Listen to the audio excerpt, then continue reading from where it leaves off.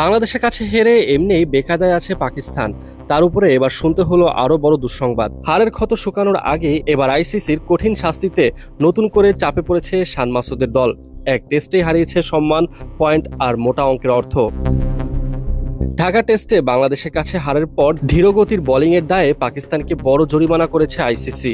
শুধু ম্যাচ ফির 40% কেটে নেওয়াই নয়, বিশ্ব টেস্ট চ্যাম্পিয়নশিপ থেকেও কাটা গেছে 8টি গুরুত্বপূর্ণ পয়েন্ট, যে শাস্তি এখন পাকিস্তানের অবস্থাকে আরও বেকায়দায় ফেলেছে। देखिए मैं समझता हूँ कि डिसीजन हमारा अच्छा था, हम अच्छा टॉस जीते थे। बस मैं समझता हूँ कि थोड़ा सा अगर हम और ज़्यादा डिसिप्लिन होते हर चीज़ में, जैसे मैंने पहले मेंशन किया कि टेस्ट क्रिकेट में आप जो टीम ज़्यादा डिसिप्लिन बरकरार रखेगी वही जो टेस्ट मैच में अच्छा परफॉर्म करती है। টেস্ট চ্যাম্পিয়নশিপে এখন পর্যন্ত 3 ম্যাচ খেলেছে পাকিস্তান, জিতেছে মাত্র একটি ম্যাচে। সেই হিসেবে তাদের ঝুলিতে ছিল 12 পয়েন্ট, কিন্তু নতুন শাস্তির পর সেই সংখ্যা নেমে এসেছে মাত্র 4-এ। অর্থাৎ বাংলাদেশের বিপক্ষে ভুল করে বলা যায় প্রায় পুরো অর্জনই হারিয়ে ফেলেছে পাকিস্তান। देखें हो जाता है किसी ना किसी टाइम से, मैं भी अंडरस्टैंड करता हूँ जब आप बहुत टाइम बाद जो है ना वो फॉर्मेट खेलते हैं तो ऐसी चीज़ें हो जाती हैं। আইসিসি জানিয়েছে নির্ধারিত সময়ের মধ্যে পুরো ওভার শেষ করতে পারেনি পাকিস্তান। ম্যাচে তারা 8 ওভার পিছিয়ে ছিল, আর সেখান থেকে আসে এই শাস্তি।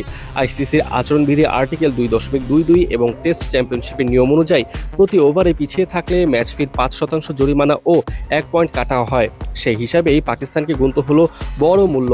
এই সিদ্ধান্ত দিয়েছেন match referee Jeff Crowe, on field umpire Richard Kettleborough ও কুমার ধর্মসেনা, তৃতীয় আম্পায়ার আল্লাউদ্দিন পালেকার এবং চতুর্থ আম্পায়ার গাজী সোহেলের প্রতিবেদনের ভিত্তিতেই ব্যবস্থা নেওয়া হয়। তবে পুরো ঘটনায় বিতর্ক বাড়ানোর আগে দায় স্বীকার করে নিয়েছেন পাকিস্তানের অধিনায়ক শান মাসুদ। ফলে আনুষ্ঠানিক শুনানির প্রয়োজন হয়নি, কিন্তু তাতে পরিস্থিতি সহজ হয়নি মোটেও, কারণ মাঠের পারফরমেন্সের পাশাপাশি এখন মানসিক চাপও বাড়ছে দলটির উপর। देखें बिल्कुल हमने ये बैठ के बात की है, सारी चीज़ों पे हमने सारे पॉइंट्स अपने डिस्कस किए हैं। जब हम मैच खेलने के बाद जब हम यहाँ पहुँचे तो हमने काफ़ी सारी चीज़ों को डिस्कस किया, एज अ टीम डिस्कस किया है। और मुझे उम्मीद है कि सीनियर प्लेयर जो हैं वो अपनी रिस्पॉन्सिबिलिटी लेंगे और इंशाल्लाह जब दोबारा ऐसी पोजीशन आएगी तो वो टीम को इस पोजीशन से निकालेंगे।